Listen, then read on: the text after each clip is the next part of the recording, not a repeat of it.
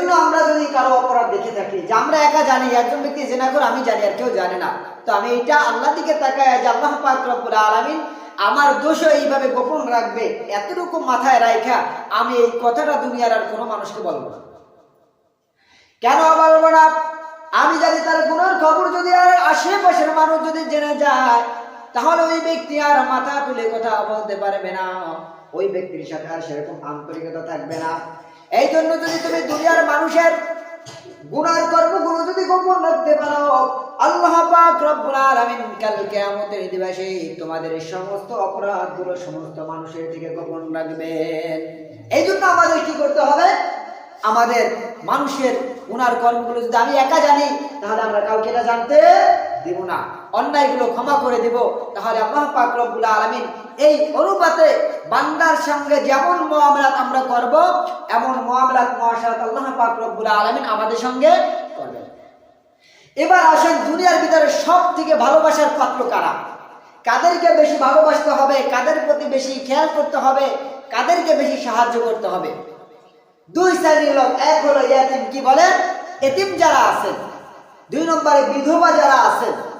দেখা গেল এমন পর্যায়ে বিধবা হয়েছেন যার দ্বিতীয় বিবাহ করা সম্ভব নাই, এবং ছোট ছোট বাচ্চা রয়েছে, তার দেখভালের জন্য স্বামী নাই, কামাই রোজগারের কিছু নাই। এই বিধবাদের জন্য, বিধবাদের প্রতি আপনার ভালোবাসা, আপনার দয়া, সাহায্য এগুলো করতে হবে।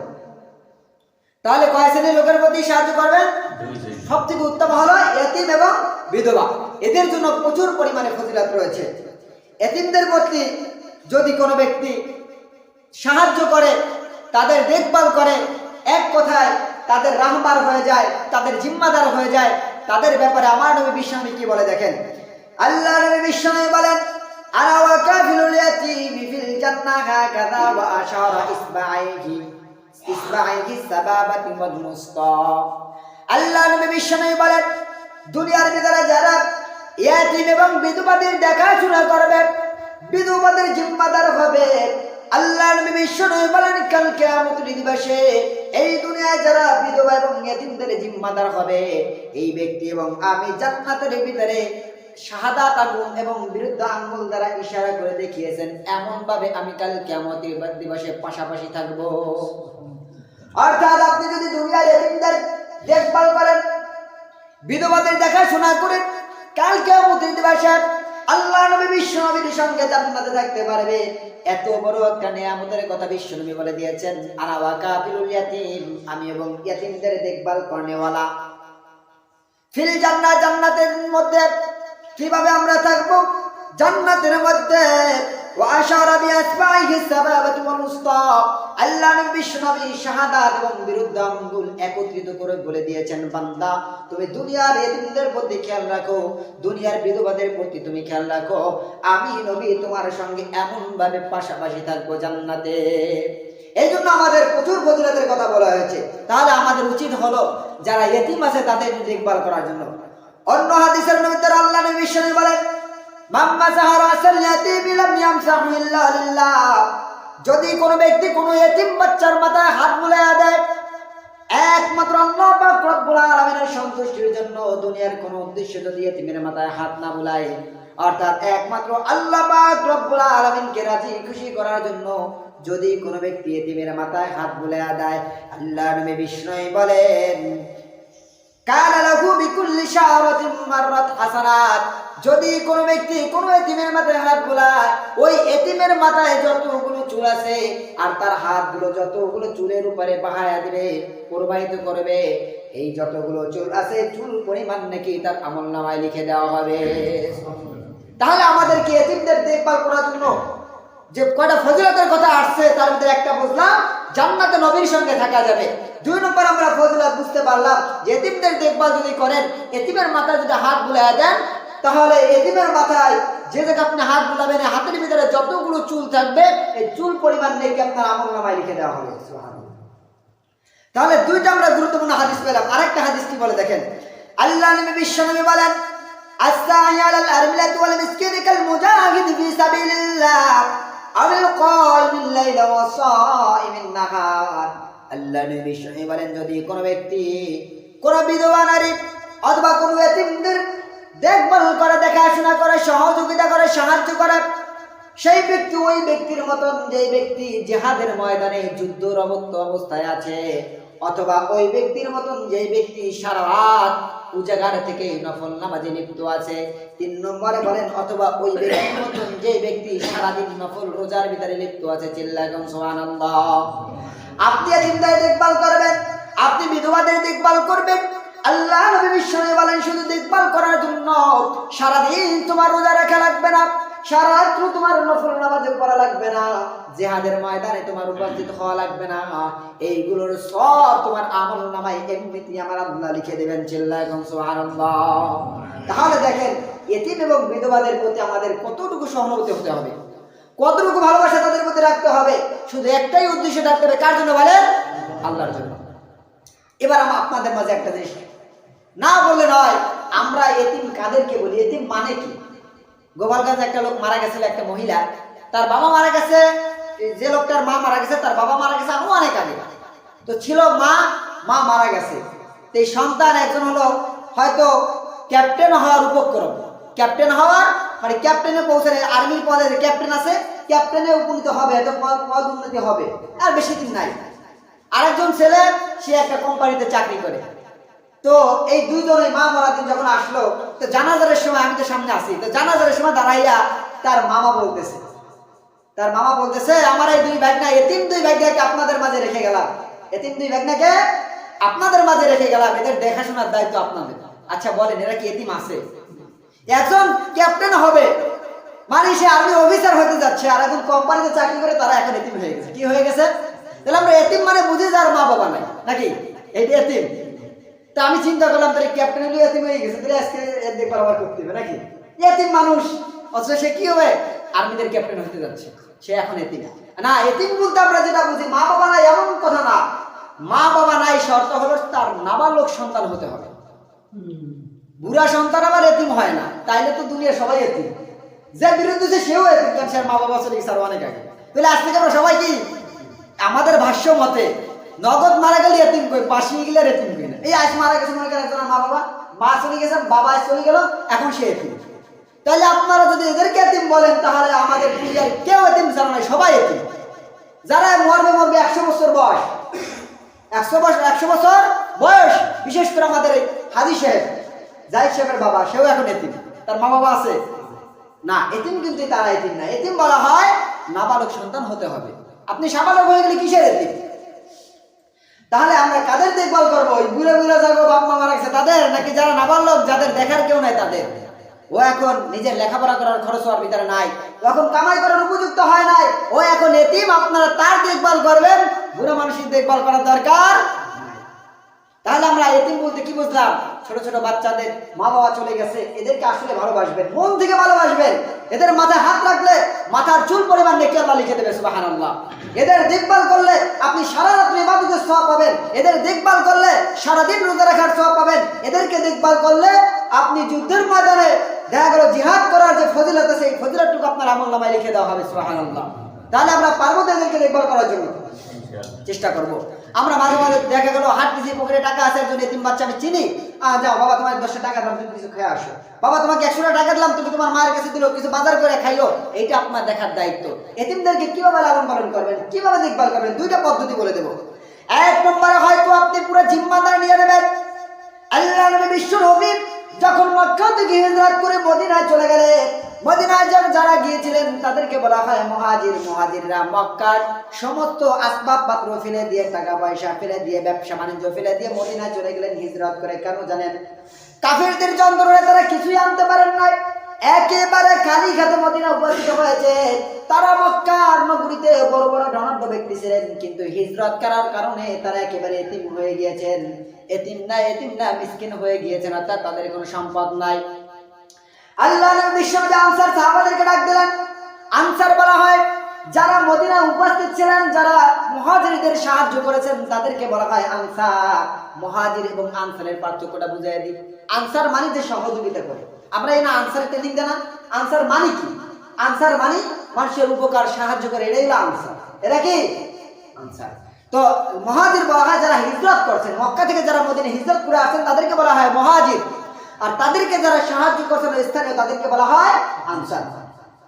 আল্লাহ নবী বিশ্বনবী আনসারদেরকে বললেন, হে আনসাররা, তোমরা কি করো, এক একজন মুহাজিরকে এক একজন পরিবারের দায়িত্ব নিয়ে নাও, তোমরা এদেরকে দায়িত্ব নিয়ে নাও, এদের দেখভালের দায়িত্ব নিয়ে নাও, এদের ভরণ পোষণের দায়িত্ব নিয়ে নাও। আল্লাহ নবী বিশ্বনবী এক আনসারের ঘরে সবাইকে চেপায় দেন না। এর থেকে আমরা বুঝতে পাই, আমরাও যদি চাই এলাকার যদি 10 জন এতিম থাকি, 10 জন সবল পরিবার আছি, এই পরিবারের 10 জনের চিন্তা করব, আমি অমুক পরিবারের দেখভাল করব, তুমি অমুক পরিবারের দেখভাল করবা, এমন ভাবে যদি আমরা বাস্তবায়ন করতে পারি, সমাজে কোনো এতিম থাকবে না, সমাজে কোনো গরিব থাকবে না। শর্ত হলো আমরা প্রত্যেকটা পরিবার থেকে এক একজন করে নিয়ে নিব, তাহলে দেখবেন আমাদের গরিবের সংখ্যা কমে যাবে। 2 নম্বরে আর একটা দেখভাল করার জন্য আর একটা পদ্ধতি আছে, সেটা হলো আমরা যখন যাকাত দেব, আমরা যখন ফিতরা দিব, 2-4 টাকা করে ছিটাইয়া দিয়া, এক এক বছর যদি আমার 20,000 30,000 টাকা যাকাত আসে, এই যাকাতটা একটা পরিবারকে এমন কিছু কিনে দেব যাতে করে ওই ব্যক্তি কামাই করে খেতে পারে, ওই ব্যক্তি স্বাবলম্বী হতে পারে। আমাদের উচিত হবে, আমরা তো যাকাতে মনে করেন যাকাত টাকা আসলে 10,000 টাকা কি করবো, 10,000 টাকা যদি একজনের দিয়ে দিই তাহলে নাম হবে না, 14 জায়গা ছিটাইয়া দিই, 14 জায়গা ছিটাইতে যাইয়া সবার গেলে চিনের ফুটা পরে, একটু চিনের দানাটাও পড়ে না যে ভিতরে সার যাবে, শুধু চিনের ফুটা পরে প্রত্যেকটা বছর এভাবে পড়তেছে, কেউ উপকৃত হতে পারছে না। আপনি যদি চিন্তা করেন আমার জাকাতের টাকা হয়তো 10,000, আমি একটা পরিবারকে নজর করবো, এই পরিবারটা গরিব, আমি এই টাকা দিয়ে এই পরিবারকে একটা সেলাই মেশিন কিনে দেবো, এই পরিবারকে একটা রিক্সা কিনে দেবো, এই পরিবারকে একটা এই জিনিস কিনে দেবো, বা এই পরিবারকে সামান্য কিছু একটা জিনিস কিনে দেবেন বা করে দেবেন, যাতে বা একটা গরু কিনে দিলাম, তাহলে দেখা যাবে ওই ব্যক্তি একটু হইলেও স্বাবলম্বী হবে। তাহলে আমরা আমাদের দান সরকার ছড়াই আনা দিয়া এক একটা পরিবারকে এক এক বছর চেষ্টা করবো কিছু করার জন্য। তুমি যদি মানুষের প্রতি দয়াদ্র হও, মানুষের প্রতি ভালোবাসা রাখো, আল্লাহ তোমাকে ভালোবাসবেন, তোমার প্রতি দয়াদ্র হবেন। চিল্লাহ এখন সুবহানাল্লাহ। তাহলে আমরা দান করবো আল্লাহর জন্য, তাহলে দানের নিয়ত থাকতে হবে মানুষ যাতে উপকৃত হয়। দানের নিয়ত কি করতে হবে? মানুষ যাতে উপকৃত হয়। এইটা করা যাবে না মানুষ যাতে জানে, এই জানে শব্দ ভিতরে ঢুকলে সবাইকে দিতে মনে চাবে। আর যদি চিন্তা করি না একজনকে স্বাবলম্বী আগে করি, ফের বছর আর একজনকে ধরবো, তাহলে তুমি একজনকে কিছু কিনে দিয়েছো, টাকা হাতে না দিয়া তুমি যদি মনে করো তাকে দোকানে কিছু মাল কিনে দিয়েছি 10,000 টাকা, তাকে অমুক কিছু দিয়ে আসি, তার ভ্যান রিক্সা ঠিকানা একটু ঠিক করার টাকা দিয়ে আসি, দেখা যাবে লোকটা স্বাবলম্বী হলো, একটু উপকৃত হলো, এতে তুমি বেশি সওয়াব পাইলা, এক পাইলা মানুষের প্রতি দয়া ধরার কারণে। আর 14 জায়গা ছিটাইলে ওই একই জিনিস। হয়তো জাকাত একজনের ফরজ হয় না, জাকাত মনে করেন সমাজের ভিতরে যদি থাকে 100 জন, 70-80 জনের জাকাত ফরজ হয়ে যায়, আমরা হিসাব করে না বিদায় পাই না। এই 70-80 জন যদি এক একজনকে এক একজন নিয়ে নিই, তাহলে আমাদের কষ্ট হয় না। এই 70-80 জন ওই সামান্য কিছু ছিটাইতে থাকি, ছিটাইতে ছিটাইতে দেখা গেল কেউ কিছু যা পায় তা হয়তো ওই বছরই শেষ হয়ে যায়, আর সামনে চলা যায় না। এই জন্য চেষ্টা করবে এতিমদেরকে দেখভাল করার জন্য, যে জিনিসটা করলে সহজ হবে, তারা স্বাবলম্বী হতে পারে, সেই বিষয়টা আমরা মাথায় রাখবো। এবার আসেন, আমার মূল উদ্দেশ্য ছিল মানব প্রেম, মুসলমানের প্রতি ভালোবাসা, মুসলমানের প্রতি সহানুভূতি কেমন থাকতে হবে, মুসলমানের প্রতি কিভাবে ভালোবাসা রাখতে হবে, এই কথা আল্লাহ নবী বিশ্বনবী একটা হাদিসে কি বলে দেখেন। আল্লাহ নবী বিশ্বনবী বলেন, আল মুসলিমুনা কারাজুলিন ওয়াহিদিন ইন ইশতাকা আইনুহু ইশতাকা আইনুহু ইন ইশতাকা রাসাহু ইশতাকা কুল্লুহু। আল্লাহ নবী বিশ্বনবী বলেন, মুসলমান জাতি হলো একটা মানুষের মতন। মুসলমান জাতি কয়টা মানুষের মতন বলে? মুসলমান হলো একটা জাতির মতন, একটা মানুষের মতন। একটা মানুষের যেমন একটা চোখ যদি ব্যথা হয়, একটা চোখ যদি নষ্ট হয়ে যায়, তাহলে পুরা মানুষ তার ভোগান্তি, পুরা শরীরটা করতে থাকে, পুরা শরীরে তার যন্ত্রণা করে। একটা মানুষের যদি মাথা ব্যথা হয়, একটা মানুষের যদি মাথায় আঘাত লাগে, তাহলে পুরা শরীরটা সেই আঘাত প্রাপ্ত হয়, পুরা শরীরটা বুঝতে পারে। কবি একটা কবিতা বলেন, বন্ধু তোমার পা কেটে গেলে ব্যথা হয় কেন বুকে, বন্ধু তোমার হাত কেটে গেলে চল আসে কেন চোখে, বন্ধু তোমার ভাই মরে গেলে তুমি কাঁদো কোন দুঃখে, বন্ধু তোমার ঘর পুড়ে গেলে ভেঙে পড়ো কোন শোকে। তখন ওই লোকটি বলে, ওরে পাগল তুমি বোঝো না সহজ কথা, এক অঙ্গে আঘাত পেলে যে সারা দেহ করে যন্ত্রণা, প্রকৃতির সেই প্রকৃতিক বিধান, শাশ্বত বিধান তুমি কেন বুঝলা না। তখন এই কবি একটা কথা বলেন, ওগো বন্ধু আমার, তাহলে এবার আসল কথাটা শোনো, সারা দুনিয়ার মুসলমানের ভেদাভেদ নাই কোনো। তোমার যেমন ভাবে এক অঙ্গে যদি আঘাত লাগে, তোমার এক হাত যদি কেটে যায়, পুরো শরীর তার ভোগান্তি ভোগ করে, তোমার এক চোখে আঘাত লাগলে পুরা শরীর ভোগান্তি ভোগ করে, তোমার পায়ে যদি আঘাত লাগে তুমি হাঁটতে পারো না, পুরা শরীরটা তোমার পঙ্গু হয়ে যায়। ও মুসলমান, যদি একটা মুসলমান কোনো কষ্ট পায়, একটা মুসলমান যদি বিপদে পড়ে, তোমারও মনে করতে হবে আমার এই মুসলমান বিপদে পড়লো না, কেমন জানি আমি বিপদে পড়লাম। কিভাবে মুসলমানকে উদ্ধার করা যায়, কিভাবে মুসলমানকে বাঁচানো যায়, চিন্তা আমার তোমার করতে হবে। গোপালগঞ্জে একটা বাড়িতে আগুন লাগলো, আমি আর ছাত্র ভাই আমরা যাইতেছি মসজিদে, আমাদের মসজিদ ছিল ছাত্র ভাই, সে মসজিদে যাইতেছি, একটা বাড়িতে আগুন লাগছে। তো আমরা তো শেষ দিকে গেছি, তো আগুন লাগছে ভালো কথা, সিলিন্ডার আছে না, ওই সিলিন্ডার একটা থোয়া আছে মনে করেন আগুনের একটু দূরে, আর একটু হলে সিলিন্ডার ধরবে, ধরলে তো বাষ্প হয়ে যাবে। তো এখন আর কইতেছি কি সিলিন্ডার সরাবো, ওটা আমার না, ওটা কি কয় ওটা ওটা তো আমার না, আরে ওরাই বলছে ওটা যদি সরাও আগুন যদি এখানে ধরে তাহলে বাষ্প হবে, ওটা আমার না, ওটা ওর। কি বলছিলেন? তাহলে সে চিন্তা করলো ওটা আমার না। মুসলমান যদি এমন হতে হবে না, ওই সিলিন্ডার আমার এই মুহূর্তে, কারণ বিপদ সবার, এই মুহূর্তে ওটা আমার, আমি আমার দায়িত্ব মতন সরাই দেবো। এখন যদি চিন্তা করে ওটা আমার না ওটা ওর, তাহলে বিপদ সবাই পড়বে। এটা কেন বুঝি? এটা এই জন্য বুঝি আমাদের ভিতরে দরদ নাই, আমরা মুসলমানের দরদ বুঝি না। কিভাবে মুসলমানকে বিপদে ফেলাবো এই চেষ্টা আমরা করি, কিভাবে একটু মুসলমান বিপদে পড়ে দূরে দাঁড়ায় দেখায় আমরা হাসতে থাকি, কি মজা, লোকটা বিপদে পড়ে, এত সুখ আসে কোন জায়গায় লাগছে আজকে, হ্যাঁ ওই জমিদার বাড়ি আসলে লাগছে, এটা সাজ বুঝি সুখ, একটু যা কান দেখতে শোন, দেখ কি হইতেছে, ভাই বেটি মারামারি কুটা করে দিতেছে, কারণ তুমি আনন্দ দেখতেছো, কারণ কি তোমার ভিতরে মুসলমান প্রেম নাই, ভালোবাসা নাই। তুমি বলো আল্লাহর কাছে ভালোবাসা কিভাবে পাবা?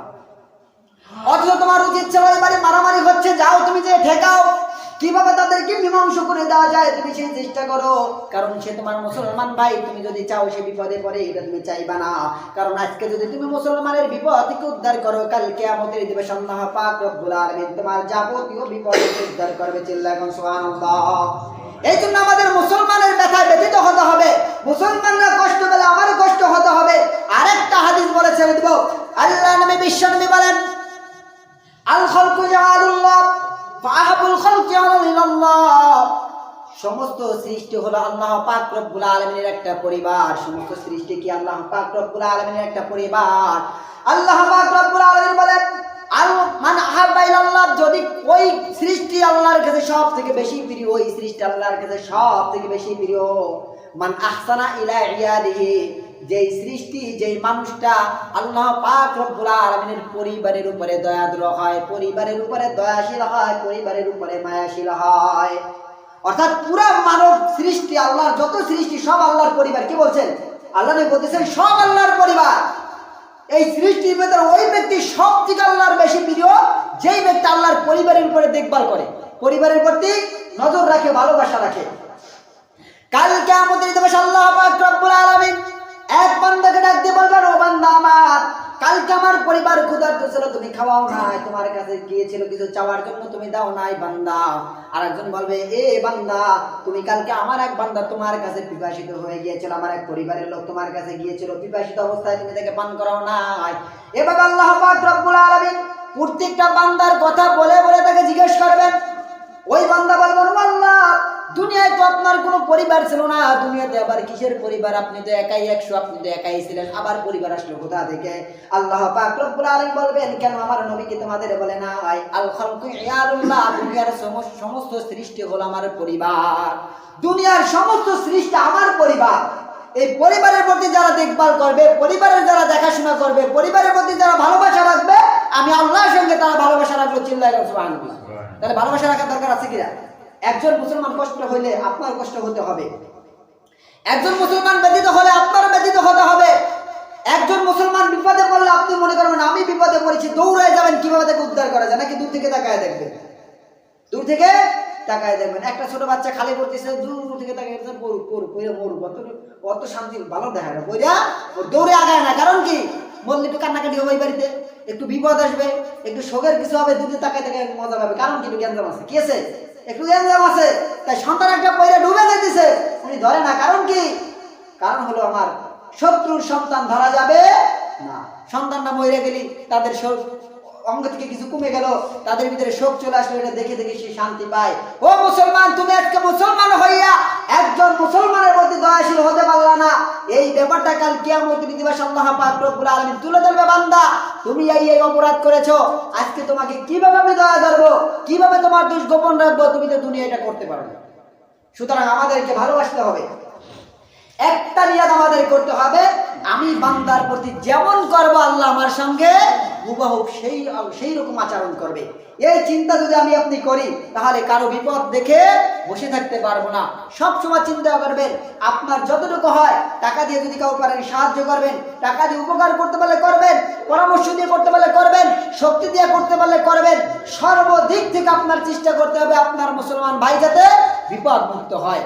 আর একটা হাদিস আল্লাহর নবী বিশ্বনবী বললেন, লা ইউমিনু আহাদুকুম হাত্তা ইউহিব্বা লিআখিহি মা ইউহিব্বু লিনাফসিহি। আল্লাহর নবী বিশ্বনবী বলেন, ওই বান্দা ততক্ষণ পর্যন্ত প্রকৃত মুমিন হতে পারবে না, ওই বান্দা ততক্ষণ পর্যন্ত মুমিন হতে পারবে না যতক্ষণ পর্যন্ত না তার এক মুসলমান ভাইয়ের জন্য ওই জিনিস পছন্দ না করবে যে জিনিস নিজের জন্য পছন্দ করে। অর্থাৎ আপনি যেটা নিজের জন্য পছন্দ করেন, এই জিনিসটা আপনার মুসলমান ভাইয়ের জন্য পছন্দ করতে হবে। এইটা যদি আপনি করতে না পারেন, তাহলে আপনি মুমিনের অন্তর্ভুক্ত হতে পারবেন না। এর মানে হলো ভাইয়া, আপনি পছন্দ করেন আমি 10 তলার মালিক হব, আপনার পছন্দ করতে হবে আমার পাড়া প্রতিবেশী আমার ভাইয়েরা এরাও জানি 10 তলার মালিক হয়ে যায়। আপনি চিন্তা করেন আপনার সন্তান লেখাপড়া কইরা বড় বড় একজন পদে চলে যাক, বড় বড় ইঞ্জিনিয়ার ডাক্তার হয়, আপনার ভিতরে আকাঙ্ক্ষা করতে হবে আমার বাড়ির পাশের পরিবারও যেন একইভাবে এরকম সন্তান দিয়ে যাতে ইঞ্জিনিয়ার ডাক্তার হতে পারে, এই চিন্তা আপনার ভিতরে থাকতে হবে। আপনার যেমন চিন্তা হয় আমি একটু সুখে শান্তিতে বসবাস করব, আপনার ভিতরে এমন আকাঙ্ক্ষা আনতে হবে আমিও যেমন সুখে শান্তিতে বসবাস করি, আমার পাশে যারা আছেন মুসলমান ভাইরা তারাও যেন সুখে বসবাস করতে পারে। এমন আকাঙ্ক্ষা যদি মুসলমান তোমরা করতে পারো, তাহলে তোমরা মুমিনদের অন্তর্ভুক্ত হওয়া, নয়তো মুমিনদের থেকে একটা অংশ তোমার কমে যাবে। মুসলমান যদি মুসলমানের মধ্যে ভালোবাসা না রাখতে পারেন, তাহলে পরিপূর্ণ মুমিনও হতে পারবেন না। এই মুসলমানের প্রতি ভালোবাসা রাখার কারণে আমি বলেছিলাম যে আপনার অনেক অন্যায় আল্লাহ তুলে ধরে বলবেন তোকে সব মাফ করে দিলাম, কারণ তুই আমার এক বান্দার প্রতি এমন এমন এমন এমন ভালো ব্যবহার করেছিলি, এটা আমার কাছে খুব পছন্দনীয় হয়েছে, বিধায় তোকে মাফ করে দিলাম। টাইম থাকলে আমি একটা ছোট্ট ঘটনা বললাম, টাইম নাইতে বলতে পারলাম না, যে একটা বিশ্বা মহিলা একটা কুকুরকে পানি পান করেও জান্নাতে গেছে, একটা কুকুরকে পানি পান করে জান্নাতে গেছে। একটা মানুষ বিশাল অপরাধ করেছে, একটা বিড়ালের বাচ্চাকে ভালোবাসা দেওয়ার কারণে আল্লাহ তাকে জান্নাত দিয়ে দিয়েছে। এমন অনেক ঘটনা আছে।